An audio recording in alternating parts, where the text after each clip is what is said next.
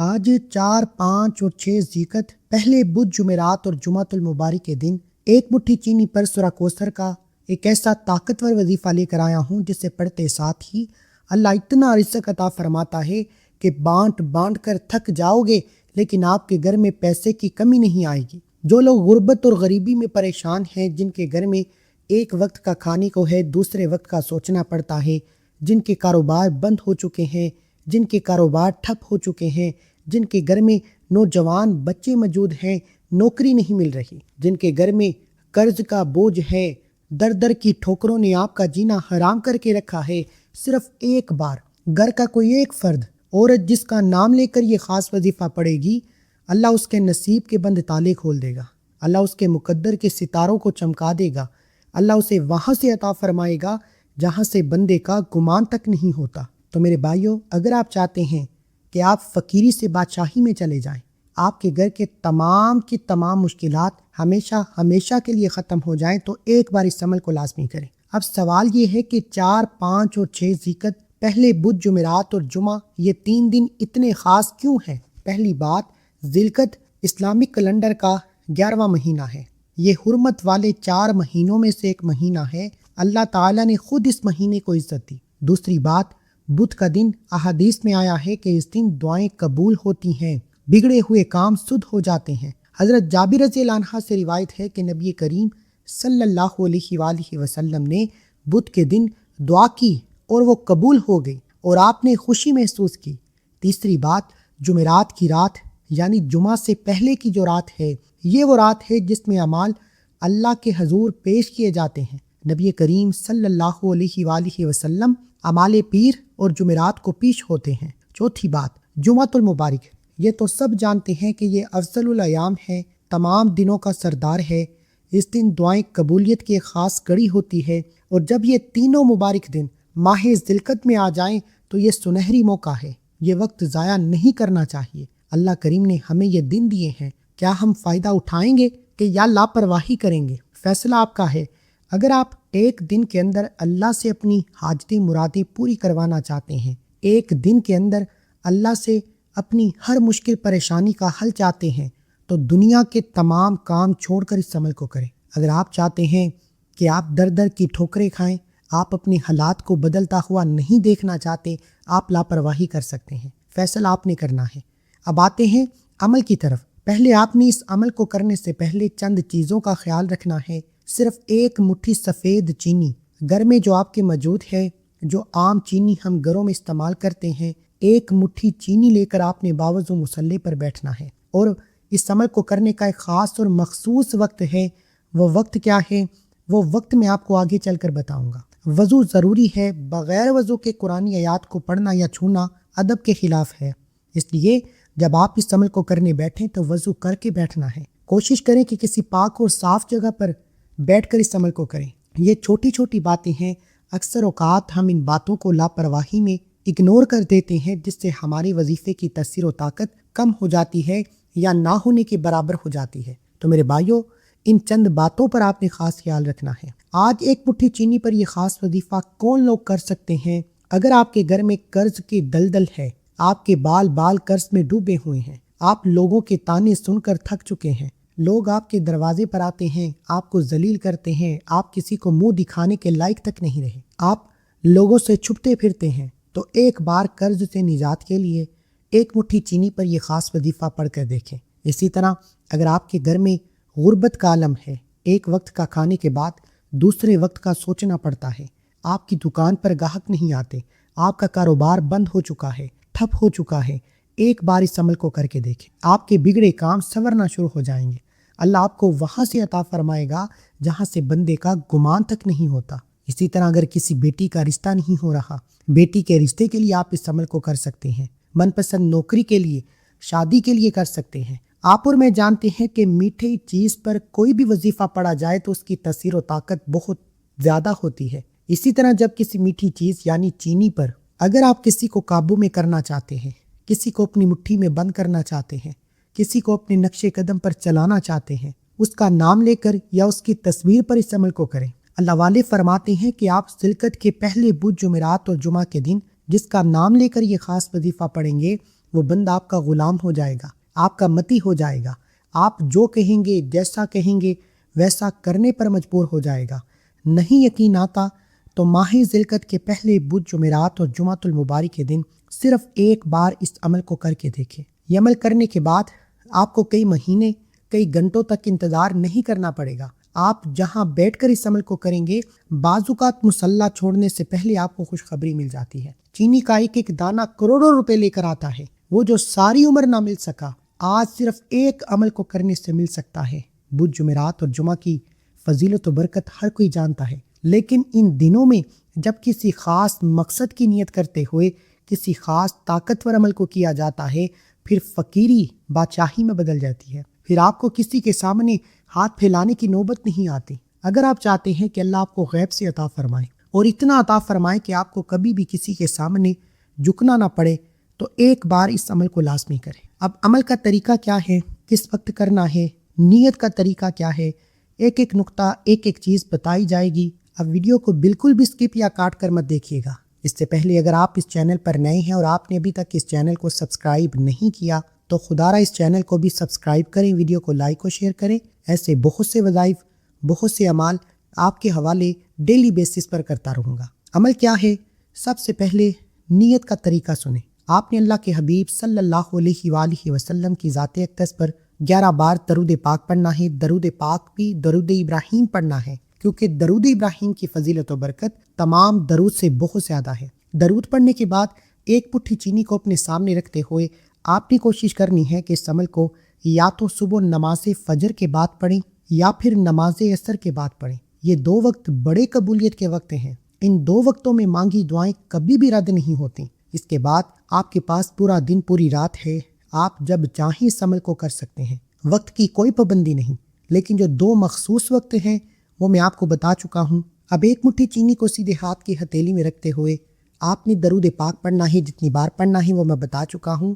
یہ بہت ضروری ہے، کیونکہ دعا اور وظیفے کا آغاز نبی کریم صلی اللہ علیہ وآلہ وسلم کے ذکر سے ہو تو وہ آسمان تک پہنچتی ہے، ورنہ یہ زمین اور آسمان کے درمیان بھٹکتا رہتا ہے۔ اب آپ نے درود پڑھنے کے بعد نیت کرنی ہے۔ نیت کا طریقہ آج تک اتنا تفصیل سے کسی نے نہیں بتایا ہوگا۔ نیت کا طریقہ یہ ہے کہ دل میں صرف اللہ کو حاضر جانے، نیت کریں کہ یا اللہ میں تیری رضا کے لیے یہ وظیفہ کرتا ہوں، مجھے حلال رزق عطا فرما، میرے گھر میں برکت ڈال دے، میری تکلیف کو دور فرما، میری جتنی بھی پریشانیاں ہیں غیب سے ختم فرما۔ یا جس کا نام لے کر آپ یہ وظیفہ پڑھنا چاہتے ہیں، جس کو اپنے قابو میں کرنا چاہتے ہیں، جس کو اپنی مٹھی میں بند کرنا چاہتے ہیں، جس کے دل میں اپنے لیے محبت پیدا کرنا چاہتے ہیں، اس کا نام لے کر بھی آپ اس وظیفے کو پڑھ سکتے ہیں۔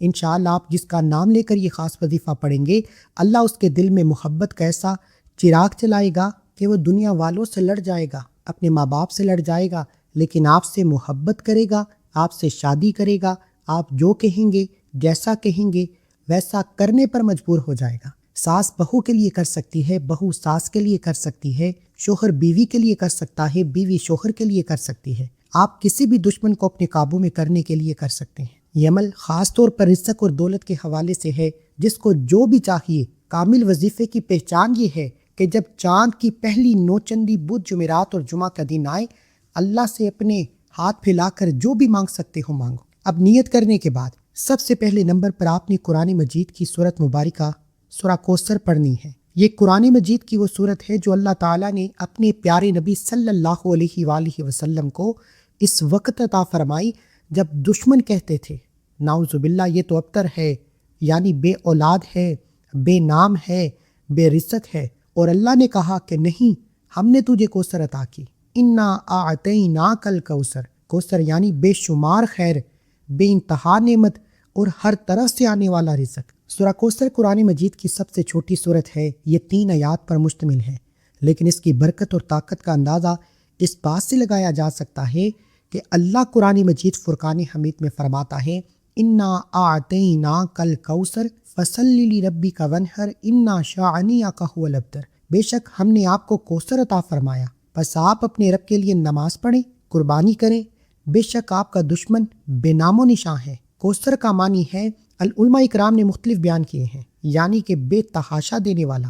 ایک قول میں آتا ہے کہ کوثر جنت کی ایک نہر ہے جس کا پانی دودھ سے زیادہ سفید، شہد سے زیادہ میٹھا ہے، مشک سے خوشبودار ہے۔ دوسرا قول یہ ہے کہ کوثر کا مطلب ہے خیر کثیر، یعنی بے شمار نعمتیں، بے حساب رزق، ہر طرف سے برکت۔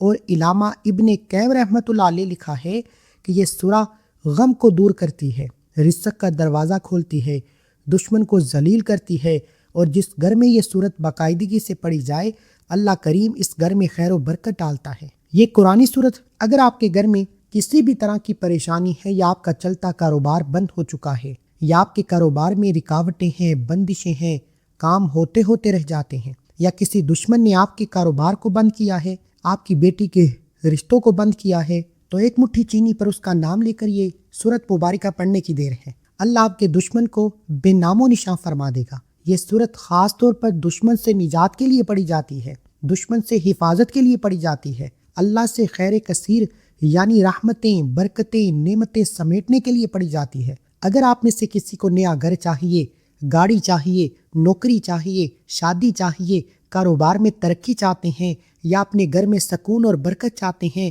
اپنی اولاد کو کامیاب ہوتا دیکھنا چاہتے ہیں، لوگوں کی نظر بد، حسد، جادو جنات سے بچانا چاہتے ہیں، اپنے گھر میں سکون چاہتے ہیں، تو دنیا کے تمام کام چھوڑ کر آج ماہ ذوالقعدہ کے پہلے 9 چندے بدھ، جمعرات اور جمعۃ المبارک کے دن ایک مٹھی چینی پر اس قرآنی سورت مبارکہ کو بسم اللہ کے ساتھ پڑھنا ہے۔ ہر بار بسم اللہ کے ساتھ پڑھنا ہے، بسم اللہ کے بغیر اس قرآنی سورت مبارکہ کو نہیں پڑھنا، کیونکہ جب آپ بسم اللہ کے ساتھ اس سورت مبارکہ کو پڑھتے ہیں تو اس کی تاثیر و طاقت اور بھی بڑھ جاتی ہے۔ آپ نے اس سورت مبارکہ کو پڑھتے ہوئے اپنے مقصد کو، اپنی حاجت کو، اپنی مراد کو ذہن میں رکھنا ہے۔ اللہ والے فرماتے ہیں کہ یہ سورت مبارکہ پڑھتے ہوئے آپ کے دل میں جو کچھ آتا چلا جائے گا اللہ کی ذات آپ کو فوری طور پر عطا فرمائے گی، اور اتنا عطا فرمائے گی کہ آپ دونوں ہاتھوں سے بانٹتے رہیں لیکن رزق ختم ہونے کا نام تک نہیں لے گا۔ آپ نے سورت مبارکہ کو 129 بار پڑھنا ہے، 129 ٹائمز پڑھنا ہے۔ اس کی تعداد میں کسی بھی طرح کی آپ نے کمی پیشی نہیں کرنی، کیونکہ یہ تعداد اللہ والوں کی بتائی ہوئی تعداد ہے۔ جب آپ اس میں منمانی کرتے ہیں یا جلد بازی میں کم یا زیادہ پڑھتے ہیں تو وظیفے کی تاثیر میں کمی آ جاتی ہے۔ پھر بہت سے لوگ شکوہ کرتے ہیں کہ ہمارے وظیفے کا فائدہ نہیں ہوا۔ فائدہ کیوں نہیں ہوتا جب آپ کی طرف سے کوئی غلطی ہو جاتی ہے؟ دیکھیں، اللہ کے خزانوں میں کبھی بھی کمی نہیں آتی، اللہ تو ہر وقت دینے کو تیار ہے۔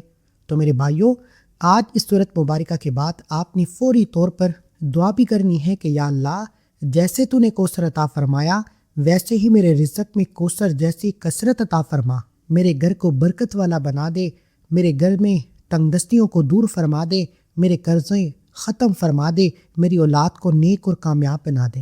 اب سورہ کوثر پڑھنے کے بعد آپ نے فوری طور پر دوسرے نمبر پر جو خاص وظیفہ پڑھنا ہے وہ اللہ کے ایک صفاتی نام کا وظیفہ ہے۔ یہ قرآن کی آیت بھی ہے، اللہ کا نام بھی ہے، اللہ کی صفت بھی ہے۔ جب آپ اسے اللہ کے نام اللہ الصمد سے پکارتے ہیں تو اللہ کی بے نیازی جوش میں آ جاتی ہے، اللہ کی رحمتیں جوش پکڑ لیتی ہیں۔ پھر آپ اللہ الصمد پڑھتے ہوئے اپنے رب کعبہ سے جو کچھ مانگتے چلے جاتے ہیں، اللہ آپ کو جولیاں بھر بھر کر عطا فرماتا ہے۔ اللہ الصمد کا مطلب ہے اللہ بے نیاز ہے، اور وہ اتنا بے نیاز ہے کہ جب دیتا ہے تو چھپڑ پھاڑ کر دیتا ہے، جب دیتا ہے تو شکلیں نہیں دیکھتا، اعمال نہیں دیکھتا، بن مانگے عطا فرماتا ہے۔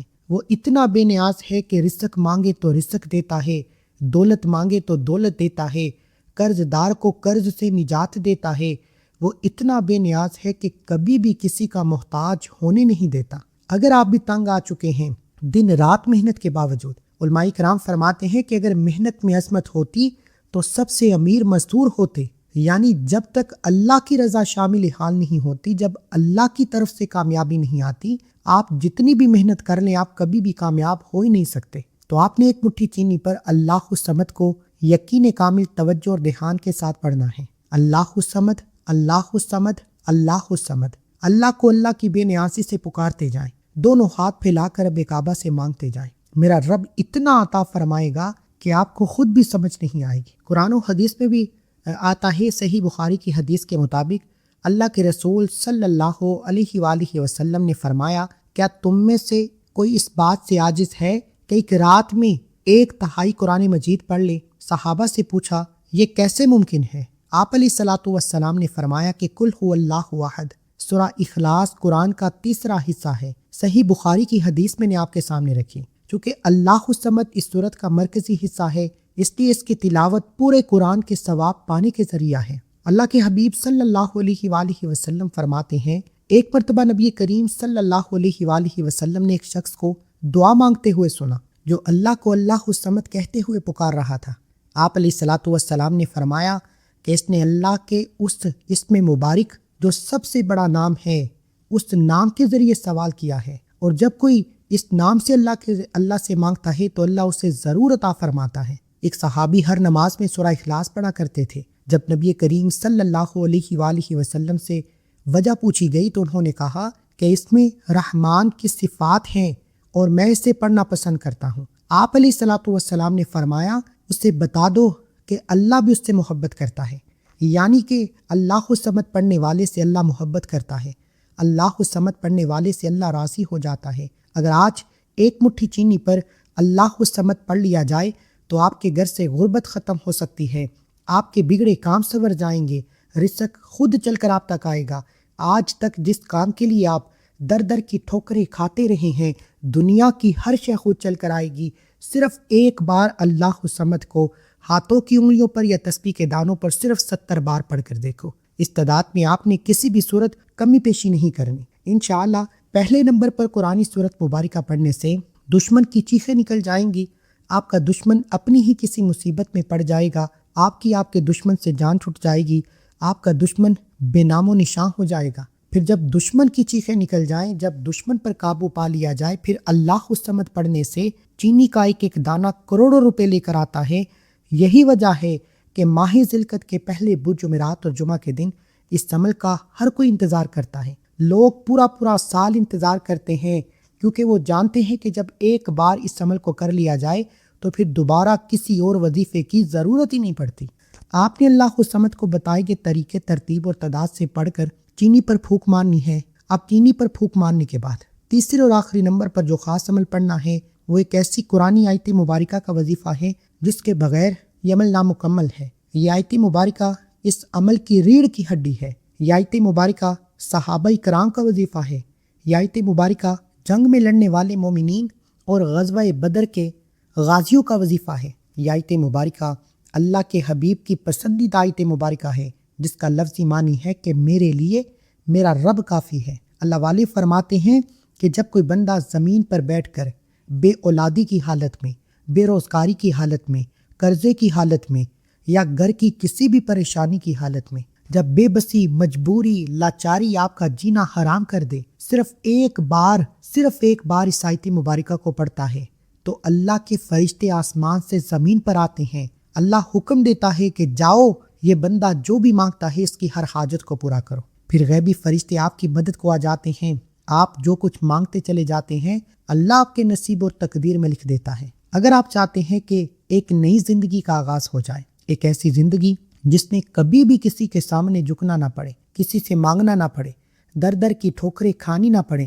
لوگوں کے تانے سننے نہ پڑے، تو ایک مٹھی چینی پر صرف ایک بار حسبنا اللہ و نعم الوکیل پڑھ کر دیکھو۔ یہ آیت مبارکہ آج جس زبان سے پڑھ لی جائے گی، جس مقصد کی نیت کر کے پڑھ لی جائے گی، ماہ ذی القعدہ کا مہینہ ختم ہونے سے پہلے، حج کا مہینہ شروع ہونے سے پہلے اللہ آپ کی حاجت مرادی پوری فرمائے گا۔ اگر آپ حج اور عمرہ کرنا چاہتے ہیں، اگر آپ چاہتے ہیں کہ اللہ آپ کو اللہ کے گھر کی زیارت عطا فرمائے، اگر آپ کی کوئی بھی خواہش ہے جو کئی سالوں سے پوری نہیں ہو رہی، تو اس آیت مبارکہ کو پڑھ کر چینی پر دم کریں۔ اور یہ دم کی ہوئی چینی کا استعمال کیسے کرنا ہے یہ بھی میں آپ کو بتاؤں گا۔ آپ نے اس آیت مبارکہ کو صرف 41 بار پڑھنا ہے، 41 ٹائمز پڑھنا ہے۔